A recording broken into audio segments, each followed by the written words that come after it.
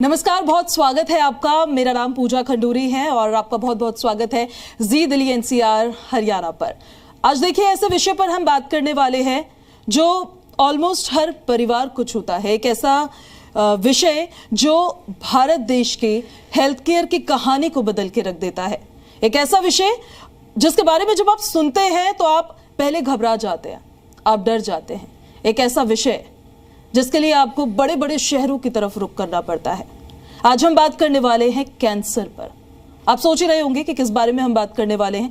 Cancer को लेकर आज हम बात करेंगे कि कैंसर क्या होता है, कैसे डेवलप होता है, क्या उसके साइंस और सिम्टम्स होते हैं और अर्ली डिटेक्शन क्या होता है। आपको क्या पता होना चाहिए, आपको कितना अवेयर होना चाहिए इस टॉपिक को लेकर, इस पर आज हम बात करने वाले हैं। और इस पर बात करने के लिए हमारे साथ खास मेहमान भी मौजूद हैं। स्टूडियो में हमारे साथ मौजूद है डॉक्टर राकेश अग्रवाल जी, कैंसर स्पेशलिस्ट हैं और एंड्रोमेडा हॉस्पिटल से हैं। राकेश जी, आपको बहुत बहुत स्वागत है जी दिल्ली एनसीआर हरियाणा पर। बहुत बहुत धन्यवाद। ये मेरा सौभाग्य है कि आज मैं आपके लिसनर्स और आपके चैनल देखने वालों के लिए एक ऐसी जानकारी साझा कर रहा हूँ जो उनके हेल्थ केयर डिसीजन लेने के लिए काफ़ी मददगार साबित हो सकता है। तो क्योंकि एंड्रोमेडा हॉस्पिटल से सर आप आए हैं, पहले तो इस हॉस्पिटल के बारे में आप हमारे दर्शकों को बताइए कि हॉस्पिटल कब खुला था और किस तरह की सर्विसेज आप इसमें प्रोवाइड करते हैं। इसी के साथ साथ बाकी जो कैंसर सेंटर्स होते हैं उससे कितना डिफरेंट है ये हॉस्पिटल। ये जानकारी देने में मुझे बड़ी खुशी होती है कि हरियाणा में अभी तक ऐसा कोई कॉम्प्रिहेंसिव डेडिकेटेड कैंसर हॉस्पिटल नहीं था। ये सोचकर ही एंड्रोमेडा का फाउंडेशन रखा गया 2024 के अप्रैल में। यहाँ कैंसर की जांच, इलाज की सारी सुविधाएं हैं। इसका मूल उद्देश्य ये था कि हरियाणा की जनता को अभी तक कैंसर की जांच के लिए, उसके इलाज के लिए दिल्ली की तरफ रुख करना पड़ता है, जो वहाँ के लिए डिस्टेंस भी बहुत है, महंगा भी है और समय के साथ पैसा भी बहुत लगता है। तो एंड्रोमेडा में हम लोगों ने 3 खास बातों का ध्यान रखा। जो टेक्नोलॉजी वर्ल्ड क्लास लेवल की है वो वहाँ अवेलेबल कराई गई। अच्छे एक्सपीरियंस डॉक्टर सभी किस्म के वो वहाँ मौजूद हैं और कीमतें भी 30 से 40% कम रखी गई हैं दिल्ली के कंपैरिजन में। दिल्ली के मोस्टली बड़े अस्पतालों में जो इलाज का खर्चा है उससे इतना सब कुछ कम है। ये एंड्रोमेडा हॉस्पिटल जो है सर वो कहाँ पर है, उसके बारे में भी ज़रा हमारे दर्शकों को फटाफट से बता दीजिए। ये सुशांत सिटी कुंडली में है। हम दूसरों से अलग इसलिए भी हैं क्योंकि ये एक कैंसर स्पेशलिस्ट द्वारा चलाया गया है। डॉक्टर अरुण कुमार गोयल वो एम्स से ट्रेंड हैं। एम्स से उन्होंने सर्जिकल ऑन्कोलॉजी की पढ़ाई की है, फिर उसके बाद विदेश में ट्रेनिंग ली और पिछले 30 साल से अधिक का उनका अनुभव है। उनके साथ एक ब्रेस्ट सर्जन हैं डॉक्टर वैशाली जामरे। इनकी टीम ने मिलकर ये सोचा और एंड्रोमेडा का जन्म हुआ। सर, जब कैंसर का जिक्र होता है तो सबसे पहले तो मन में डर आ जाता है क्योंकि व्यक्ति के दिमाग में तरह तरह के ख्याल आने लग जाते हैं। लेकिन इसीलिए बहुत ज़रूरी हो जाता है कि हम अपने दर्शकों को बताएं कि कैंसर है क्या, इसके साइंस और सिम्टम्स क्या होते हैं। आपने यूजुअली देखा होगा गूगल पर कुछ भी सर्च करते हैं हम और वो लिख के दे देता है आपको कैंसर हो गया है। तो इसीलिए अवेयरनेस बहुत जरूरी है और इसीलिए राकेश जी हमारे साथ मौजूद अभी हैं। कैंसर क्या होता है, इसके साइंस और सिम्टम्स क्या होते हैं और इसका अर्ली डिटेक्शन और जो स्क्रीनिंग होती है उसके बारे में जरा दर्शकों को बताइए सर। ये बड़ा अच्छा सवाल किया आपने। जानकारी सबसे महत्वपूर्ण विषय होता है। किसी भी चीज़ के बारे में जब तक आप जानेंगे नहीं और उसके प्रति जागरूक नहीं रहेंगे तब तक आप उस चीज़ के बारे में ज़्यादा कुछ कर नहीं पाएंगे। कैंसर एक ऐसी बीमारी है जिसमें शरीर में कुछ ऐसा डिफेक्ट पैदा होता है जिसे म्यूटेशन कहते हैं और इस पूरी प्रक्रिया को कार्सिनोजेनेसिस कहते हैं। बॉडी में एक बड़ा स्ट्रिक्ट सिस्टम है कि सेल पैदा होती है, बड़ी होती है, फिर डिवाइड होती है और फिर उसके बाद उसकी डेथ हो जाती है। Over a period of time धीरे धीरे जैसे जैसे हमारी उम्र बढ़ती है या वो म्यूटेशंस बार बार होते जाते हैं तो एक अनकंट्रोल्ड ग्रोथ होती है जो बॉडी के रेगुलेटरी सिस्टम से बाहर चली जाती है जी। ऐसी चीज़ को एक ट्यूमर बनाने में कामयाब होती है जिसे हम कैंसर कहते हैं। इसकी 2-3 विशेषताएं होती हैं कि ये एक तो अपनी जगह पे जिस हिस्से में भी या जिस ऑर्गन में या जिस टिश्यू में होता है, पहले ये उसको खाता है, फिर वहाँ से हमारे इम्यून सिस्टम के अंदर सेंध लगा के उसे भेद लेता है और उसकी जरिए ये दूसरी हिस्सों में फैलने की कोशिश करता है। तो सर ये होता कैसे है, मतलब अगर लोग समझना चाहे कि उनको अपना बचाव कैसे करना है, तो क्या ये हमारे हाथ में होता है? क्या हम कुछ सावधानियां बरत सकते हैं इसको लेकर? स्टडीज से ये मालूम चला है कि 30 से 40% कैंसर प्रिवेंट किए जा सकते हैं। जैसा मैंने आपको बताया कि ये म्यूटेशंस होते हैं, इसमें धीरे धीरे करके लंबा समय लगता है। तो जो चीज़ एक लंबे समय में डेवलप होती है उसको कहीं ना कहीं किसी लेवल पे बाधित किया जा सकता है और होने से रोका जा सकता है। तो कैंसर भी एक ऐसी ही प्रक्रिया है जिसको पूरा होने में या कैंसर को डेवलप होने में ऐसा माना जाता है कि most of the cancers they develop in 20 to 30 years time. तो अगर 20-30 साल के बार बार असॉल्ट से कैंसर बनता है तो उसकी वजह जानना ज़रूरी है। तो उसकी वजह ये होती है कि कुछ इन्फेक्शंस होते हैं। सबसे ज़्यादा कॉमन 2 तरह के इन्फेक्शन है, एक ह्यूमन पेपिलोमा वायरस और एक हेपेटाइटिस बी वायरस, जैसे लीवर कैंसर होता है या सर्विक्स कैंसर होता है या मुंह के कैंसर होते हैं। दूसरा सबसे बड़ा जो कारण है जो अवॉइडेबल है वो है तंबाकू और उसका परिवार। किसी भी किस्म का तंबाकू का सेवन, वो गुटखा हो, पान हो, सिगरेट हो जी, और किसी फॉर्म में हो, ये सबसे ज़्यादा नुकसानदेह है और इससे सबसे ज़्यादा किस्म के कैंसर पाए गए हैं। तीसरा होता है एक्सेसिव अल्कोहल। चौथा है खाना। अगर जितना गरिष्ठ या जो ह्यूमन बॉडी के लिए डिज़ाइन नहीं है उस तरह का फूड, जैसे ज़्यादा प्रोसेस्ड फूड या ज़्यादा स्टोर्ड फूड, ये खाने से जी भी कैंसर के लक्षण होते हैं। कोलन कैंसर या रेक्टल कैंसर ज़्यादा होता है। तो हमें मतलब एक हेल्दी लाइफस्टाइल को फॉलो करना है, हेल्दी ही हमें खाना खाना है और टॉक्सिन्स जो हमारी बॉडी के अंदर जा रहे अलग अलग चीज़ों के जरिए, उससे हमें दूरी बना के रखनी है एक तरीके से। जी बिल्कुल। इसके साथ सर अब आप ये बताइए, अलग अलग टाइप के कैंसर्स के बारे में हम सुनते हैं, वो कैंसर्स के टाइप भी बताइए और वो कैसे होते हैं उसके बारे में भी ज़रा बताइए। और अगर किसी को कैंसर डिटेक्ट हो गया है, ट्यूमर बन गया है, तो उसके बाद फिर उनको क्या करना है? सबसे पहला स्टेप उनका क्या होना चाहिए? पहला स्टेप ये है कि जिस डॉक्टर को भी मिलते हैं, अपना फैमिली डॉक्टर है उसको दिखाएं, अपनी शंका जाहिर करें। वो डॉक्टर से रिक्वेस्ट करें कि वो आपको किसी एक स्पेशलिस्ट के पास भेजे जो कैंसर का डॉक्टर है या कोई कैंसर का हॉस्पिटल है जहाँ सारी किस्म की सुविधाएं हैं, ताकि आपका या तो शंका मिट जाए या बीमारी है तो वो पता लग जाए। कैंसर बाकी बीमारियों से भिन्न है इलाज के मामले में, क्योंकि बाकी बीमारी में आपने डायग्नोसिस किया कि बीमारी ये है और उसका इलाज कर दिया। कैंसर में पहले बीमारी पता करने के लिए डॉक्टर आपकी जांच पड़ताल करता है, फिर उसके बाद कुछ टेस्ट लिखता है और उसको अगर शंका होती है तो फिर उसमें से एक बायोप्सी की जाती है या टिश्यू लिया जाता है, चाहे वो सुई डाल के हो, चाहे वो पीस लेके हो, चाहे उस गांठ को निकाल के हो।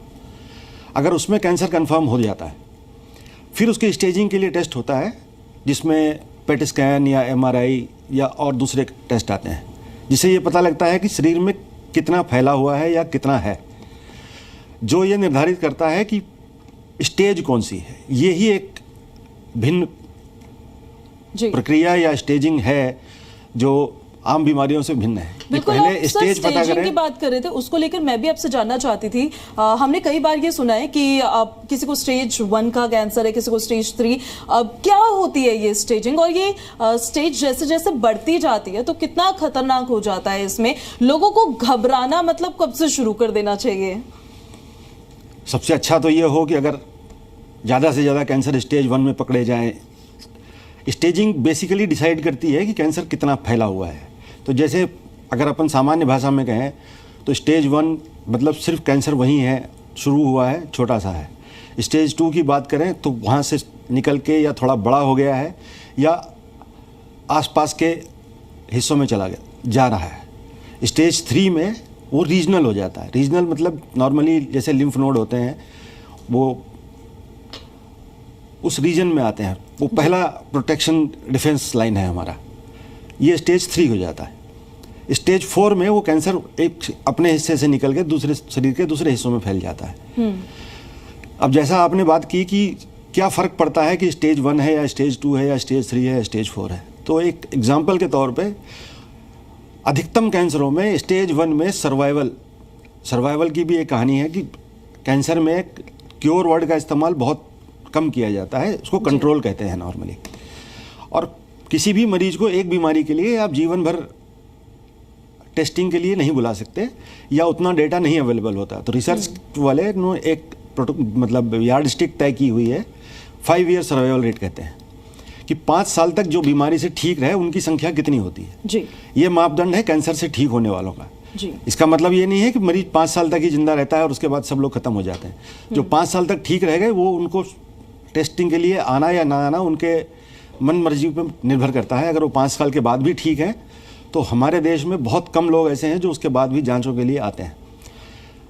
So world wide 5 year data ये कहता है कि स्टेज 1 में लगभग 90-95% लोग 5 साल तक जीवित रहते हैं जी। और वही आंकड़ा स्टेज 4 वालों के लिए 20% या उससे कम हो जाता है।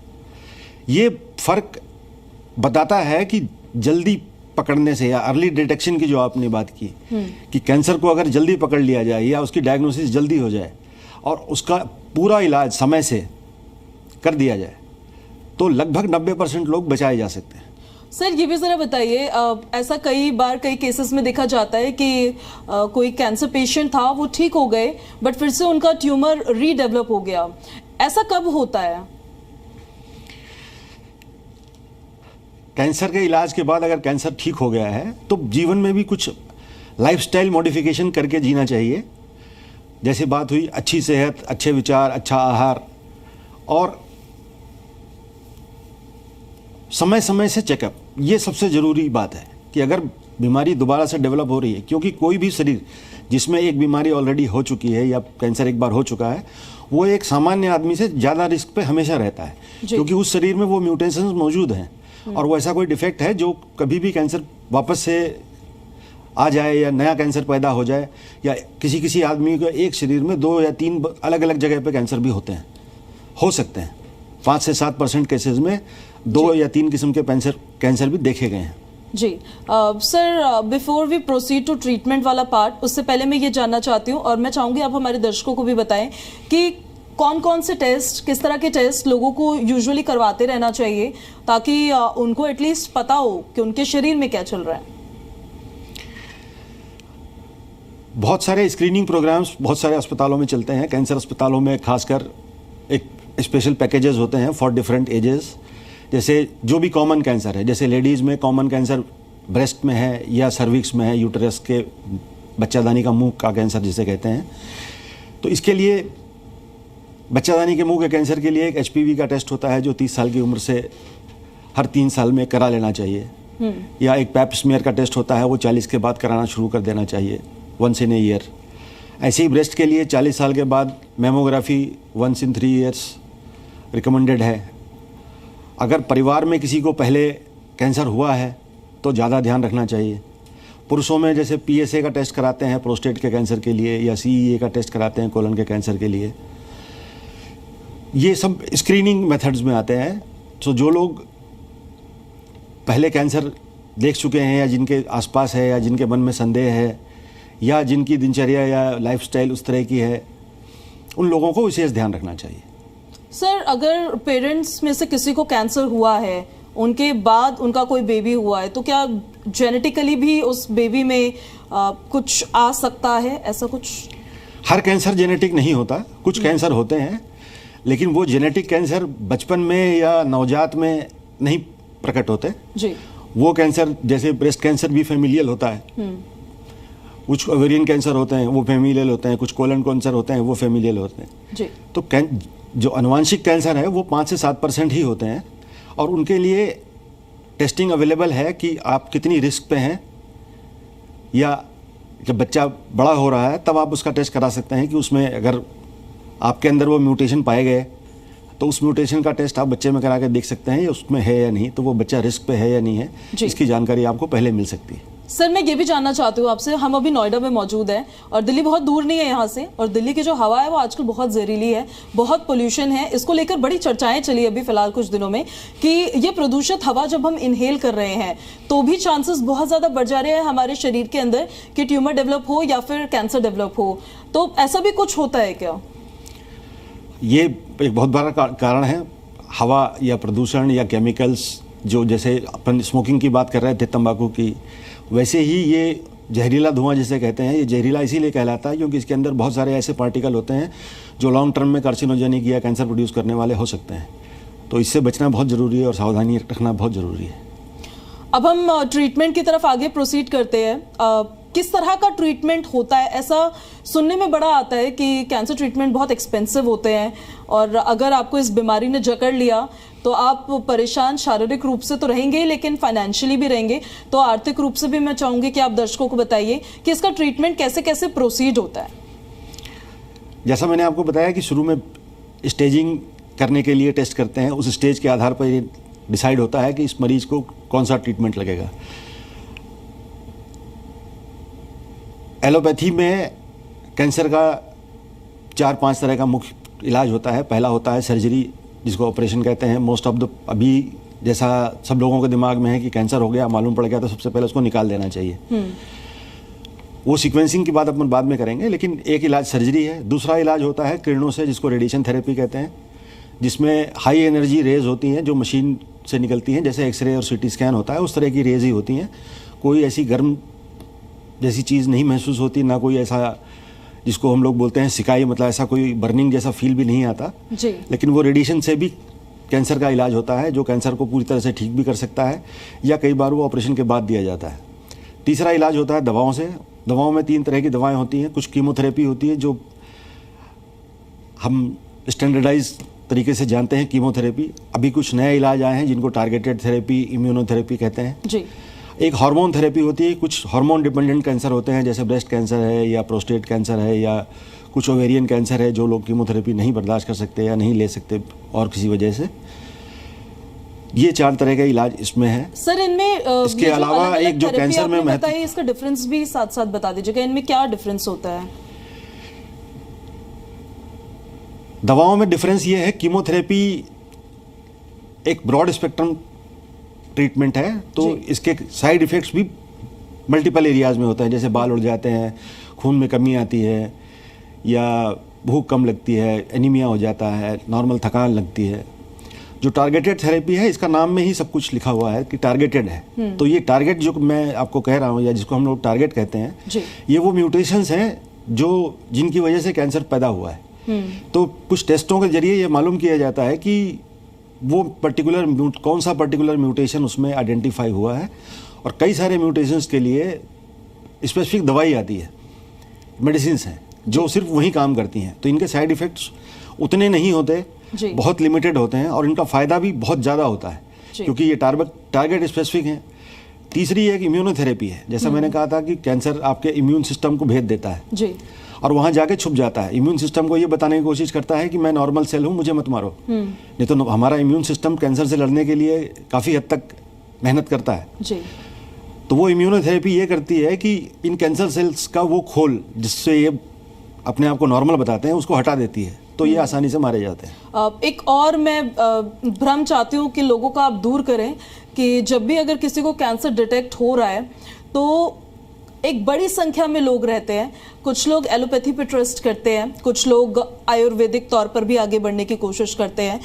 तो अगर किसी में डिटेक्ट हो रहा है तो क्या उनको आयुर्वेदिक तौर पर आगे बढ़ना चाहिए या फिर उनको एलोपैथी ट्रीटमेंट ही लेना चाहिए? क्या उनको करना चाहिए? कोई भी ट्रीटमेंट पर जाने से पहले ये डिसाइड कर लेना चाहिए या सोचना चाहिए कि कौन सा ट्रीटमेंट पहले करना है, या दोनों ट्रीटमेंट अगर साथ में किए जा सकते हैं तो सबसे बेहतर है। अगर एक के बाद एक करेंगे तो हो सकता है आप समय को पीछे छोड़ दें। जैसे उदाहरण के तौर पे अपन लेते हैं कि भाई आपने स्टेज 1 का कैंसर पे डायग्नोज हो गए, या एक्सीडेंटली पता चल गया कि कैंसर डेवलप हुआ है जी, वो कंफर्म भी हो गया। फिर अपन ने एक अल्टरनेटिव मेथड ऑफ ट्रीटमेंट ले लिया जो स्टैंडर्डाइज नहीं है, जिसका कोई डेटा नहीं है, कोई लिटरेचर नहीं है, या कोई साइंटिफिक उसके वो नहीं है।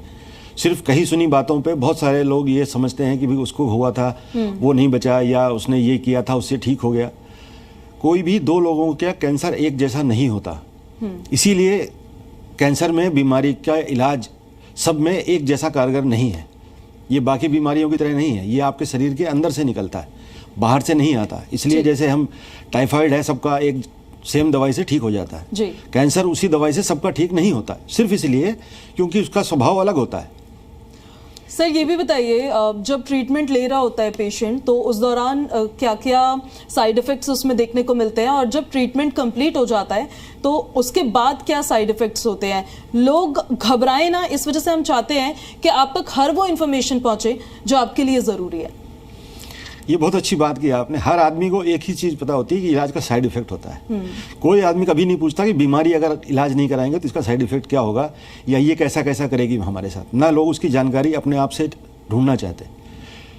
ये जानकारी हासिल करना बहुत ज़रूरी है कि आपको इलाज से डरना है या बीमारी से डरना है।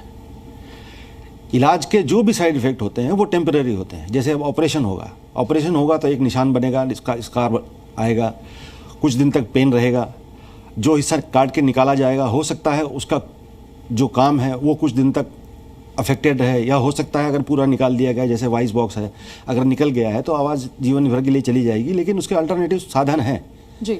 लेकिन फैसला ये ज़रूरी है कि जीवन सबसे महत्वपूर्ण है। थोड़े नुकसान के साथ अगर बीमारी चली जाती है तो वो फैसला ज़्यादा बेहतर है।